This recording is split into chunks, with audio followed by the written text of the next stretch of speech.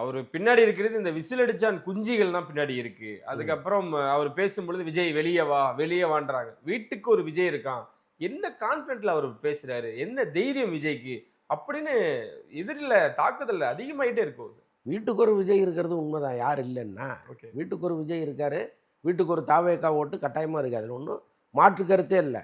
அதையெல்லாம் ஓட்டாக கன்வெர்ட் பண்ணணும்ல. இப்போ எஸ்ஐஆர் ஃபார்ம் அவங்கெல்லாம் ஃபில்அப் பண்ணி கொடுத்தாங்களா?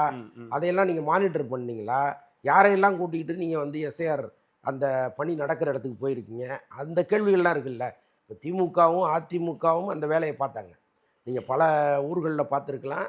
எஸ்ஐஆர் ஃபார்ம் அவங்களே வந்து ஃபில்அப் பண்ணிலாம் கொடுத்தாங்க. கேண்டிடேட்டை கூப்பிட்டு வந்து அந்த வாக்காளர்களை கூப்பிட்டு வந்து இந்த புதிய வாக்காளர்கள் அல்லது அட்ரஸ் மாறின வாக்காளர்கள் அல்லது வாக்காளர் பட்டியலிலேயே இல்லாமல் போனவர்கள் எல்லாரையுமே கூப்பிட்டு வந்து அவங்க சரி பண்ணி கொடுத்தாங்க. அந்த வேலையை தாவேக்கா எங்காவது பார்த்துச்சுன்னா இல்லை. ஏன்னா இவ்வளோ பெரிய கூட்டம் விஜய் விஜய் விஜய் விஜய்ன்னு சொல்கிற ஒரு கூட்டம் இருக்குது. அப்படியே சொல்லிட்டு போயிட்டான்னு வச்சுங்க, யார் உள்ளே வந்து ஓட்டு போடுறது? ஓகே. அப்போ அதற்கான ஏற்பாடுகளே அந்த கட்சியினர் தானே செய்யணும். ஸோ அதெல்லாம் செஞ்சாங்களான்னு தெரியல. அதெல்லாம் செய்யாமல் வீட்டுக்கு ஒரு ஓட்டு எனக்கு இருக்குன்னு சொல்கிறது வந்து அது கூட மேம்போக்கானது தான். அப்படின்னு சொல்லக்கூடாது. நீங்கள் கட்டளை இடணும். உங்களுடைய கட்சி தலைவர்கள் 2ஆம் கட்டம் 3ஆம் கட்ட அல்லது கீழே இருக்கிற வட்ட செயலாளர் வரைக்கும் நீங்கள் இந்த வேலையை பாருங்கன்னு சொல்லணும். அப்படி பார்த்ததா நமக்கு தெரியல. இவங்கெல்லாம் தானாக போய் வாக்குச்சாவடிகளில் அல்லது இந்த வாக்கு மையத்தில் போய் எனக்கு இருக்கா இல்லையா சேர்த்துங்க அப்படிலாம் பேசுனதாகவும் எனக்கு தெரியல.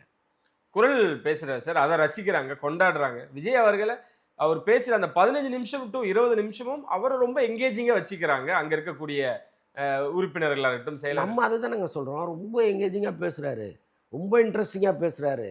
அதில் இன்னும் கொஞ்சம் கூடுதலாக இதெல்லாம் வரணும்னு சொல்கிறோம். அவ்வளோதான். ரொம்ப நல்லா இருந்துச்சு. அவர் அன்றைக்கி பேசுகிறது வந்து எல்லாரும் கைத்தட்டக்கூடிய ஒரு விஷயமா இருந்துச்சு. அந்த குரல் கூட இப்போ இருக்கிற ட்ரெண்டிங்க்கு ஏற்ற மாதிரி அவர் போகிறாரு. இப்படி தான் இன்னைக்கு வள்ளுவர் இருந்தால் சொல்லியிருப்பார் அப்படிங்கிறதெல்லாம் ஒரு ஃபன் மெட்டீரியல் தான். அதை ரசிக்கக்கூடிய ஒரு லெவல் ஆடியன்ஸ் இருக்காங்கல்ல. ஸோ அவங்களுக்காக சொல்லப்பட்டது தானே.